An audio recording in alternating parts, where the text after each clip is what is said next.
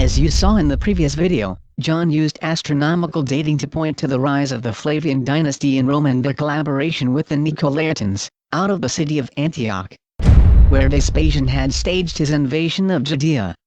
You saw how John invokes the prophecies in Daniel against the king of Babylon, that they have been weighed in the balances and found wanting.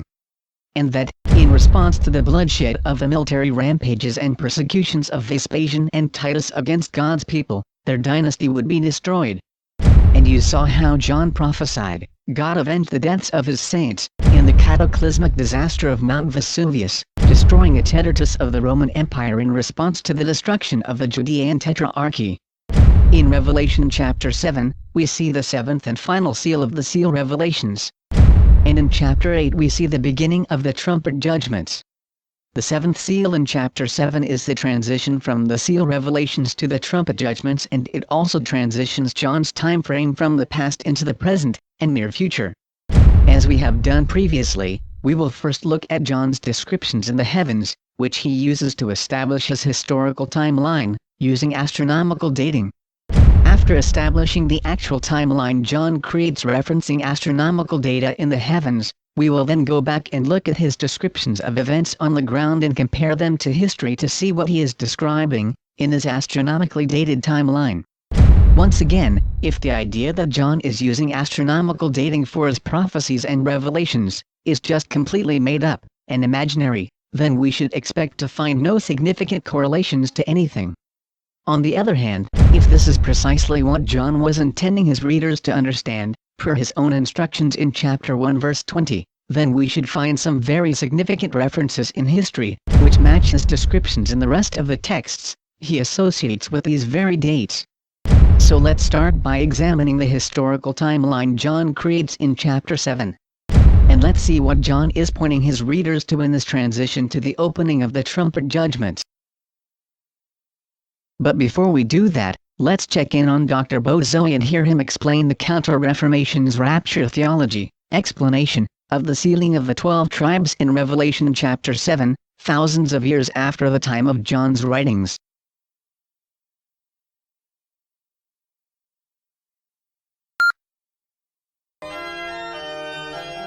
Welcome to Dr. Bozo's International Global Tower of Power, Holy Last Days Ministry, and Theological Seminary and Online Correspondence Junior College Bible Degree Program. This is the 152nd Theological Seminary Correspondence Training video on end-time last days, pre, post, and mid-tribulational, premillennial, dispensational, eschatological, superlapsarian, sacerdotal, and other big words mumbo-jumbo. Upon completion of this course, you will be awarded the AA degree in Dr. Bozo's personal theological revelations concerning the last days and end times, rapture, pre, post, and mid-tribulational, premillennial, dispensational, eschatological, superlapsarian, sacerdotal, and other big words mumbo-jumbo.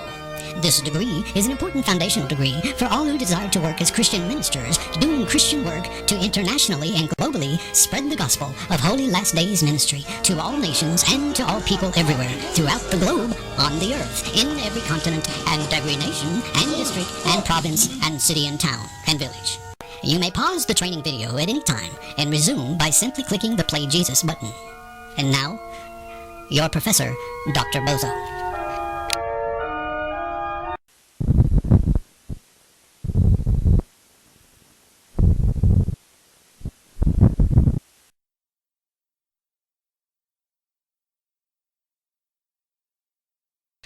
I'd like to welcome you all to Dr. Bozo's Theological Seminary.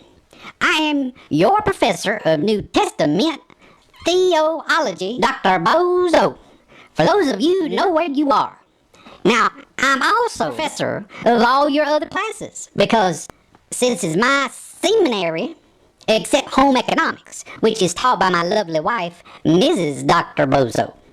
Now, today, I'm going to teach you my secret revelation given to me by our holy leader, C.I. Scofield, about the sealing of the 12 tribes in Revelation and the 44,000. Now, see, what this is about is that them Jews is going to realize after the rapture that they is in big trouble, because Jesus that they killed is coming back to kill them all, to get revenge on them. And some of them Jews get scared, and they just break down, and they say, oh, Lordy, Lordy, we in for it now. I better become a Christian. But now, see here, Jesus done got mad at them all anyway, so he's going to kill them all anyway and let God sort them out in heaven. Some of them Jews all going to die and go to hell. But there's a few, like, say, 144,000, like, and they's going to get to go to heaven anyway, even though they's Jews, cause they chicken out at the last minute and said, Lordy, Lordy, please make me a Christian. So as I don't die and go to hell as a Jew like all the rest of them Jews. So the good Lord is going to let a little itty-bitty of them Jews be Christians just before he kill them all. And then that little itty-bitty of them Jews, the little itty-bitty part, that chicken out and got scared because they saw God was going to kill them all, and they was sorry for being Jews, and then they get to go to heaven. But the rest of them Jews go to hell where they all belong. But see now, the Christians, that's us, we is up in heaven, and there's this 144,000 Jews that come in. Now that sound like a lot, but it really ain't. So they don't run nothing like in heaven like they do in New York and Miami. They just a few of them in heaven, and they do what we tell them to do. So it ain't no big deal that a few of them Jews get to go to heaven. Now, of course, I was, if I were a Jew after the rapture, I would be scared to death. I mean, Lord, I've been seeing them planes crash, and oh, yeah, I forgot the Antichrist is trying to fix that with them self-driving things all over the place. But them planes still gonna crash anyway, because it's a miracle from God, and yeah, you can't just get rid of all them planes crashing like that in a movie with Nicolas Cage in it about the rapture, because that is what the Word of God, that them planes crash with Nicolas Cage, and there ain't no self-driving fancy pants technology from the Antichrist gonna mess up that movie, cause it was based on what I said, what God says. So the planes is gonna crash anyway, and a lot of them people on them planes, especially that first class, is gonna be like Jews from Hollywood and banker Jews from New York and all like that. They gonna be scared to death, and when they just crash because they get scared to death, chicken out first is gonna say, Lord, Lord, make me a Christian, please. And so God's gonna do a miracle. Few Jews not Jews anymore. And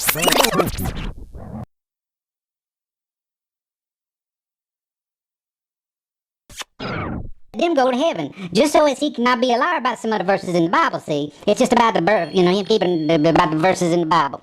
So when they get out of the plane, they just crash and they're just gonna get scared to death. Hello. Please leave a message after the tone. Hello. This message is for the Right Reverend Bishop Dr. Bozo. You have 3 bounce checks at our bank branch, and you have reached. Thank you. Let's see, what was that? When he get out of the plane, he's gonna get scared to death, and the ones chicken out first is gonna say, Lord, Lord, make me a Christian, please. And so God's gonna do a miracle, make a few Jews not Jews anymore, and let them go to heaven, but just so he not be a liar about them other verses in the Bible. And that there is the sealing of them 12 tribes in the Bible. Now, if you want to get spiritual about them 12 tribes, and what the application of that is to us today, okay, because there's a spiritual application to that. And see, the thing is that here's a spiritual application. The thing is, everybody knows Jews is rich and all, and they're all about money. So when you apply this spiritual truth, what this here text is telling you is that God has got special sealing for rich people that donate to this ministry. So like, the Bronze Club monthly donors to this ministry, they on like the lowest part, but they still in heaven. But then there's the Silver Club donors to this ministry, and they's kind of like in the middle. But then you got the Gold Club donors to, like, they is sealed like they was one of the 12 Jews and kind of special and all like that. So you see, if you just in the Silver Club, the Bible says you need to step it up and get your Gold Club membership real soon before the rapture. And you just stuck in one of them nosebleed bleachers in heaven instead of a good seat on a 50-yard line. And so as you can see everything like a rich Jew. Amen. Hallelujah. That's right. So that's what we learning from the Bible today about the sealing of the 12 tribes. So that's basically chicken out Jews, but spiritual application wise, it's about you getting into the Gold Club membership for the monthly donor Gold Club instead of the Silver Club, which is going to just like be regular. But if you're in the Gold Club, then you're going to get the sealing of the 12, like 144,000. In the Gold Club membership ministry donation club. And that's what the Bible is telling us today. Amen.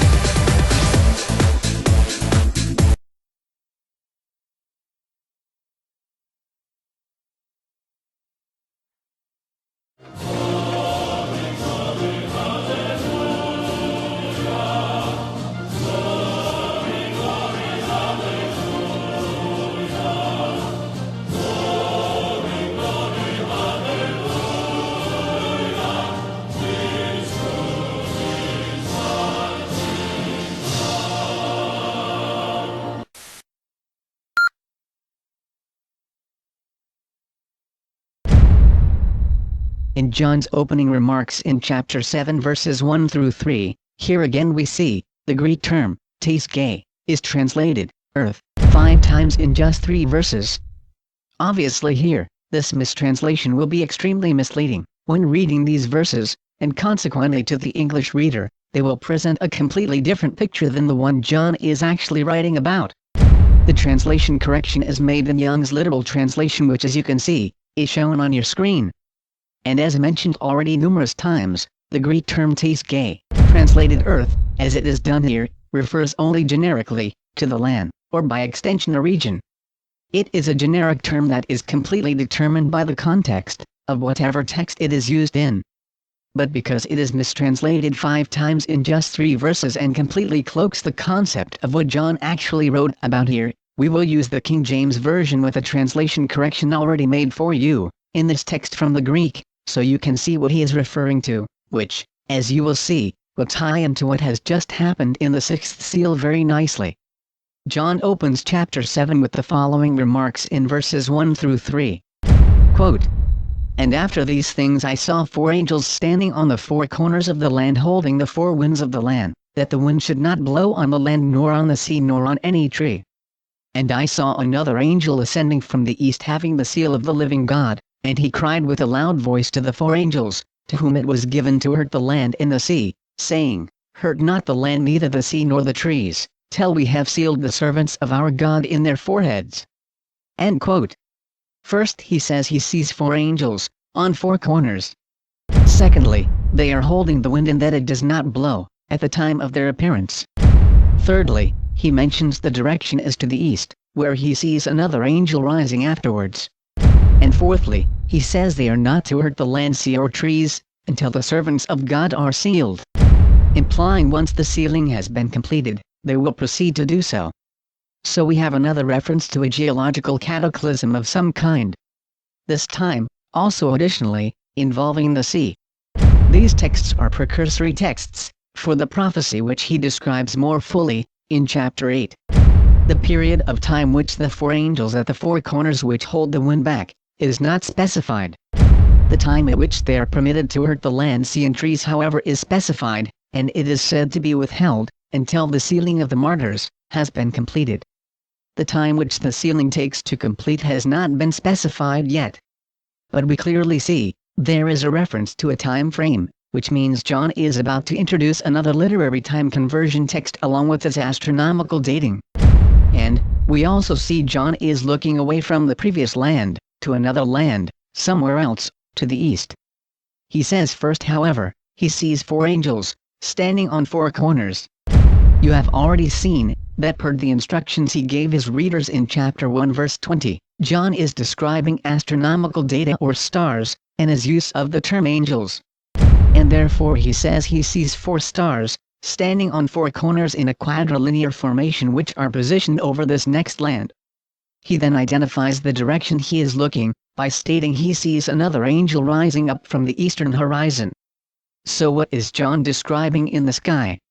John gives us 2 astronomical events.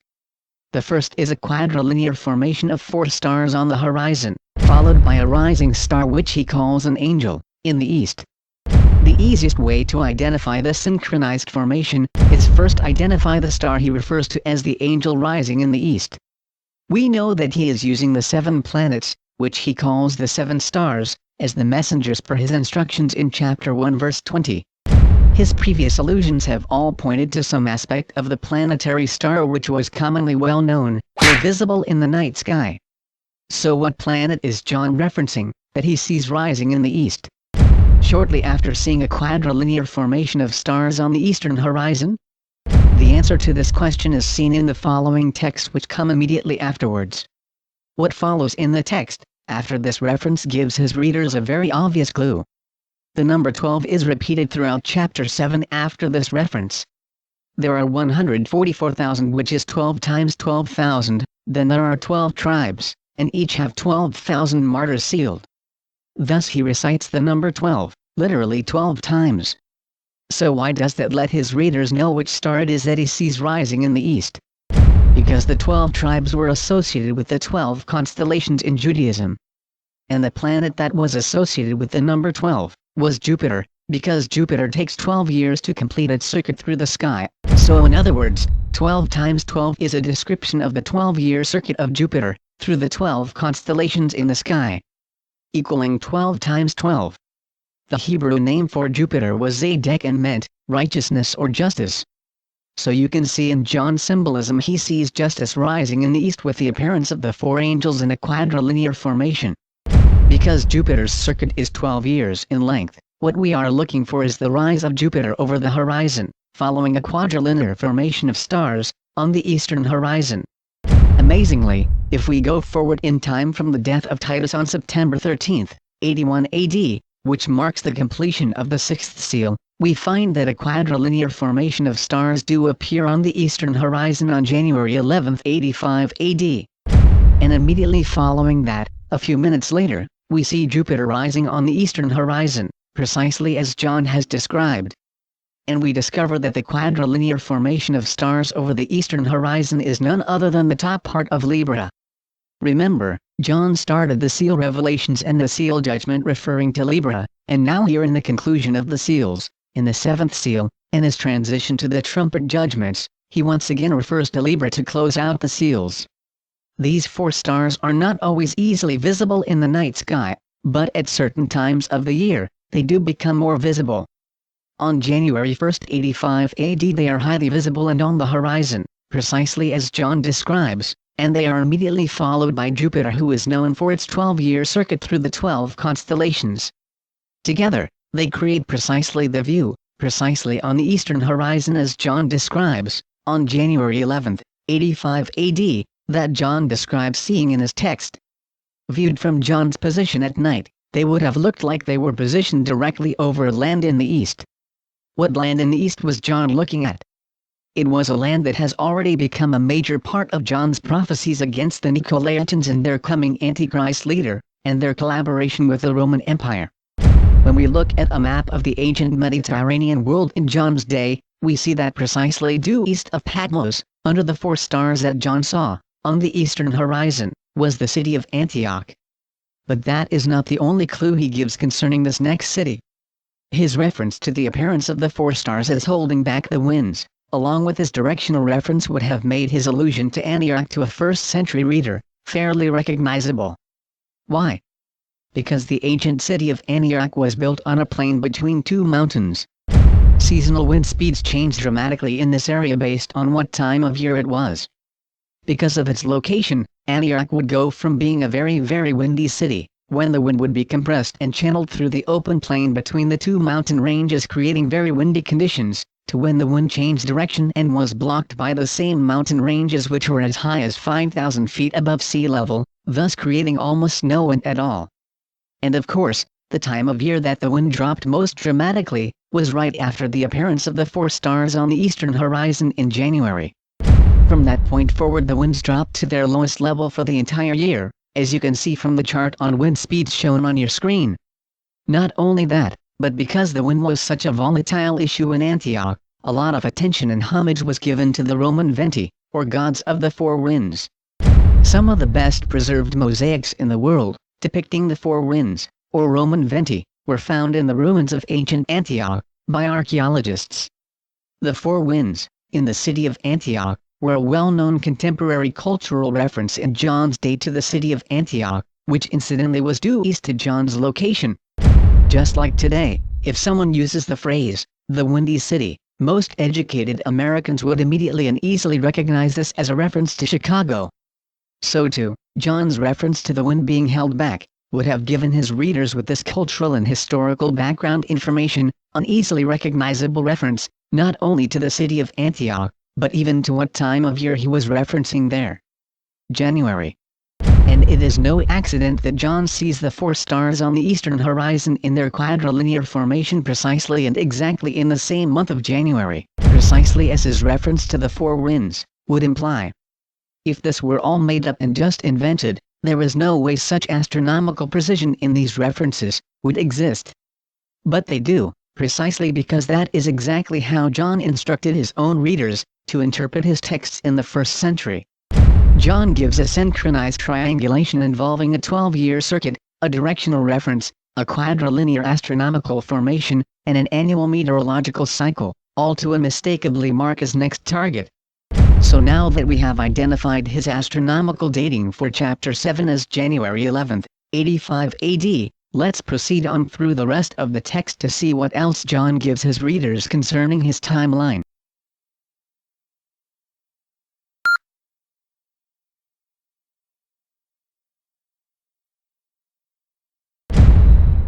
We are now going to look at what information John gives concerning his astronomical timeline in Chapter 7 verses 4 through 8, commonly known as the sealing of the 12 tribes. In this text John wraps up and concludes the 7 seals, which refer to as revelations about some past events. John has already stated in verse 3, prefacing this next section of text, that he is referring to a timeline value. He says that the next cataclysmic event will not occur until after the sealing of the servants of God, which he transitions into in verses 4 through 8 as the 12 tribes of Israel. The time in which the sealing takes to complete, is John's reference to the length of the timeline he established in verses 1 through 3. And at this point, this material transitions from revelations about past events, to prophecies about events in the near future. He begins with the panoramic value of 144,000, which is 12 times 12,000. Then he recites 12 times 12,000, 12 times. In verse 3 he has already established these are time conversion values, so what do they mean in that context? If there is one value John does not want you to miss in this text, if you see nothing else but this, it is the number 12,000, which he meticulously repeats 12 times over. So what is up with John in the number 12,000 in this text, which he repeats 12 times over?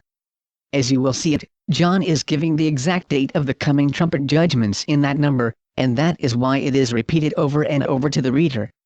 In the visual imagery of the text, he is describing the victory of the 12 tribes as martyrs, in the presence of God, over the Roman Empire which has murdered them. And he says that God is sealing their foreheads with his own seal, as a result of their service to God in martyrdom. In contrast to the ash mark given by Rome, after the ludi florals you saw John refer to in chapter 6. The time conversion value, of 12,000, which is referred to, repetitiously throughout the entire text, is actually the reference to the calculation of a date. 12,000 divided by the 12 tribes, or in other words, 365 days, gives us a time conversion value of roughly 33 years. And it is no accident that Christ is said to have been 33 years old when he was martyred.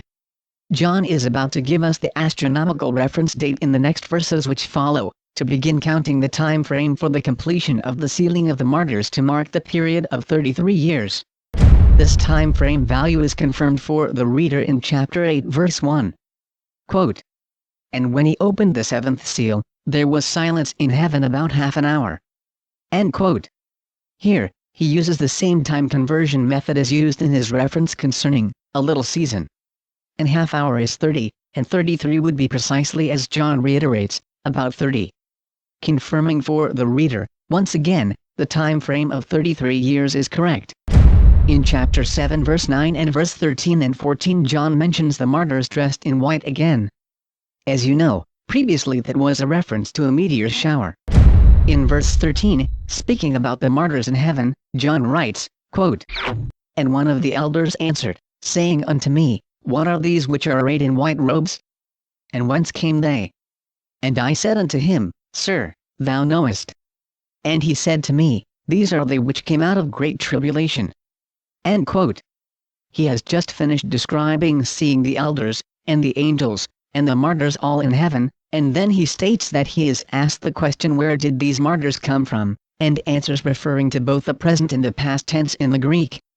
Young's literal translation reflects the use of both tenses in its translation of Revelation chapter 7 verse 14 as follows. Quote, "These are those who are coming out of the great tribulation, and they did wash their robes, and they made their robes white in the blood of the Lamb." End quote. The present tense is used of a tribulation, stating they are coming out of the great tribulation. Meaning they have come, and are still coming. This reflects John's statement he made in the beginning of the book in chapter 1 verse 9, where John states he is presently in the tribulation, using both the definite article and the present tense. And here we see in this text as well, 6 chapters later, he is still saying that same thing. The Great Tribulation is not something thousands of years away in John's writing, he states he is presently in it. Again, a lot of people do not like to hear that, but that is just the facts of the grammar of these texts. But when John references the white robes, here the tense shifts to the past tense. And there is a very obvious reason for the shift in tense from the present tense to the past tense. The past tense in this text is looking at something in the past, before the current scene, so it is looking back retroactively at something that has occurred already. Since we already know John uses this language to describe the visual of a meteor shower in the sky, we are now looking for a very large meteor shower forward in time from the death of Titus in 81 AD and before his current reference of the 4 angels with the rise of Jupiter in 85 AD. Amazingly, just 3 months after the death of Titus on September 13, 81 AD, there occurred a huge mega-meteor shower in the sky of 7 synchronized meteor showers. This began on December 12, or 12/12, 82 AD. You can see how John is repeating the number 12, over and over again, in all of his references. This now gives us the reference date, to begin counting the 33-year time frame forward, for the completion of the sealing of the martyrs, and the beginning of the trumpet judgment in history. If we take 82 AD, which is the date of the martyrs dressed in white, and add John's 33 years from the sealing of the 12,000, this gives us the astronomically dated, historical timeline date, of the year 115 AD, as the trumpet judgment. But what about the timeline value of 144,000? That is a good question. The 144,000 is an important time conversion value, and it does have tremendous significance, and that is precisely why John mentioned it. But John uses the principle of redundancy to keep his readers on track with his references, and as you see in chapter 8, John's reference to 12,000 is precisely what he wanted his readers to see, because in the very first verse of chapter 8, he actually repeats this value all over again redundantly, giving the actual result of the timeline calculation already done for the reader, just in case it was missed in chapter 7. Even though 144,000 is not a trumpet judgment timeline date, it is a very important culmination date. And he mentions this date in reference to the victory of the martyrs in the presence of God. If we apply the same math to 144,000, and divide it by 12 months or 365 days, it gives us 394 years. If we add 394 years to John's reference date of 82 AD, it produces the year 476 AD. While 476 AD is not a reference date for the actual trumpet judgments as you will see in chapter 8, it is however a prophetic date in the distant future, very relevant to the victory of the martyrs over the empire which murdered them. And you will see more about that in a few minutes.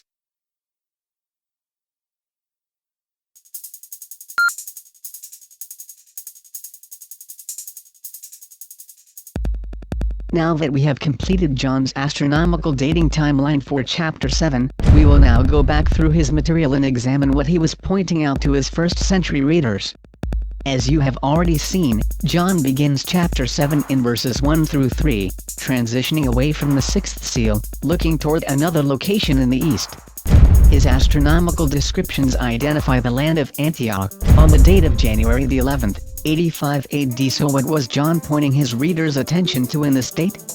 January the 11th was an important day in the Roman calendar, and the year 85 AD was a particularly important year in the reign of Flavius Domitian, which is the third and final Flavian Caesar, and was the one who was in power at the time of John's writing of the book of Revelation.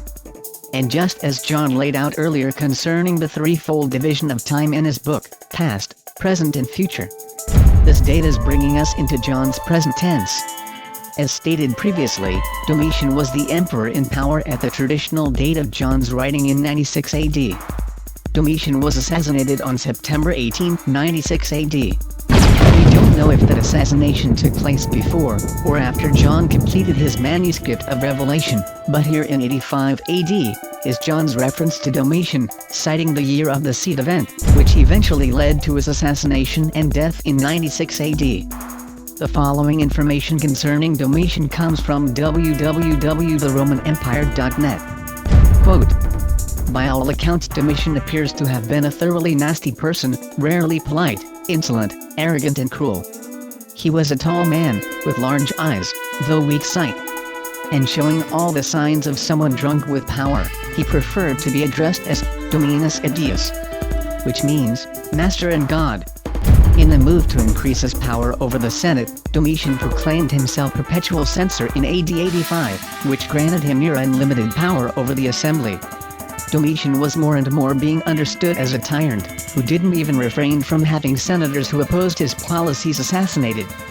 And in Judea, Domitian stepped up the policy introduced by his father to track down and execute Jews claiming descent from their ancient King David. But if this policy under Vespasian had been introduced to eliminate any potential leaders of rebellions, then with Domitian it was pure religious oppression. Even among leading Romans in Rome itself, this religious tyranny found victims. The consul Flavius Clemens was killed and his wife Flavia Domitilla banished, for being convicted of godlessness. Most likely they were sympathizers with Jews. Domitian's ever greater religious zealotry was a sign of the emperor's increasing tyranny. End quote. Domitian's actions in the year 85 AD, expanding his imperial powers and appointing himself as perpetual censor, eventually led to his assassination as a dangerous tyrant. And John marks the year of Domitian's declaration, with the appearance of the four angels over Antioch on January 11th, which was the eastern capital of the Roman Empire at the time. And it served as the political and military base for Rome's purges against Jews in the New Testament community. But what was happening on January 11th of that year? Domitian's decisions to take to himself and declare autocratic powers could have been inspired by prophetic counsel Domitian received on January 11th. Because in Rome, on January the 11th, the goddess of prophecy in Rome was known as Nicostata. The first part of the name being the same as Nico, as in the Nicolaitans. January the 11th was the day set aside in the Roman calendar for sacrifices to, and for prophecies inspired by, Rome's goddess of prophecy, Nicostata. Ironically, in the same way Domitian was hunting down and assassinating Jews suspected of being descendants of the lineage of David, so too was Domitian hunted down and assassinated in his own home. It was claimed by various sources that after the assassination of Domitian, John was actually liberated from prison on the island of Patmos and became a free man. But there is no external historical confirmation of that claim. How did the state foreshadow the coming Antichrist? It was on January 11, 314 AD that Pope Miltad surrendered the papacy in Rome to Pope Sylvester. The same Pope Sylvester who came to Constantine riding on the white horse, and was given the crown of Pontifex Maximus of the Roman Empire. The second date John introduces to his readers through his astronomical dating was December 12, 82 AD. What happened on December 12 in 82 AD? In 82 AD, it is highly possible that Domitian initiated the purge of Jews related by blood to the lineage of David. Thus John's association with this astronomical date for the sealing of the martyrs. Domitian is clearly embedded in John's indirect references in chapter 7. When we see the number 12,000, which is 12 times 1,000, of Jews sealed in chapter 7 verses 4 through 8, which John writes repeatedly over each tribe, there is another indirect reference to Domitian. Domitian worshipped Minerva. Minerva was said to be the goddess of 1,000 works. So in contrast to Domitian's hunt for Jews who were blood descendants of the Davidic throne, in order to exterminate them, and his goddess of 1,000 works, John writes that God seals his martyrs, which are 12 times 1,000 in number. Most people do not realize that the genocides of the Flavian dynasty were actually greater than those conducted by Hitler in the Holocaust, because the total number of Jews alive on the earth at that time were much less, thus their exterminations constituted a larger percentage of the total population than those even conducted by Hitler.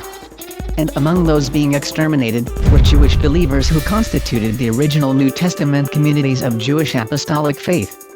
The Nicolaitans, in collaboration with the Roman government, replaced them with Roman assimilationists who claimed to be apostolic.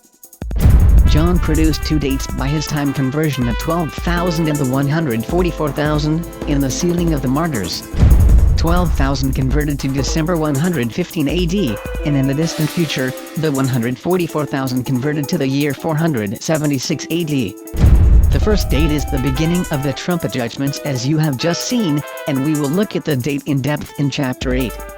The second date, however, in the distant future, is amazingly, the actual year that marks the fall of the Roman Empire in history. What are the odds of that? Here, we see John actually use astronomical dating, in the middle of the text about the victory of the martyrs over Rome, to prophesy the exact year of the fall of the Roman Empire in history. John says in the next set of verses after the sealing of the 12 tribes, that after these things, he sees countless martyrs, from many nations. Unfortunately, after the fall of Rome in 476 AD, and the rise of Papal Rome in its place, the number of martyrs killed rose from hundreds of thousands, into the countless scores of millions upon millions, under the power of the Pope. Precisely as John had prophesied in Revelation chapter 7, verse 9, centuries earlier.